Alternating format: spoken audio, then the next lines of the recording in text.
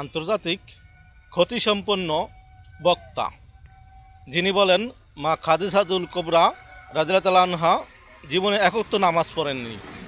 তাকে দেখতে হলে দেখুন, শুরু থেকে শেষ পর্যন্ত দেখুন, আপনার মূল্যবান মতামত করুন।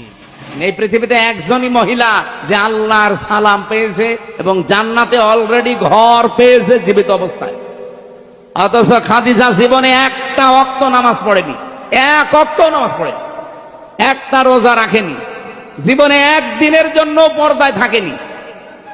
বলেন, তার পুরা জীবন আমি পড়ে দেখেছি, জীবনে কোনোদিন তিনি পর্দায় ছিলেন না, নামাজ পড়লেন না, রোজা রাখলেন না, হজ করলেন না, যাকাতও দেননি, পর্দায়ও নেই, অথচ আল্লাহ সালাম দিয়েছে, জান্নাতে ঘর বানিয়ে পাঠিয়েছে।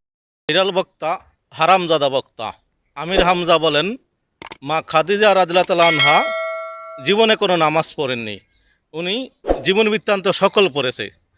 আজকে আমি চ্যাটজিপিটিকে জিজ্ঞাসা করলাম, হাদিসে বিভিন্ন প্রমাণ রয়েছে মা খাদিজা ইসলামের প্রথম নারী, যিনি প্রথম ইসলাম গ্রহণ করেছেন এবং রাসূলুল্লাহ সাল্লাল্লাহু আলাইহি সাল্লামের কাছে নামাজ শিখে নামাজ পড়েছেন। আসুন আমরা এই ভিডিওটি বেশি বেশি শেয়ার করি।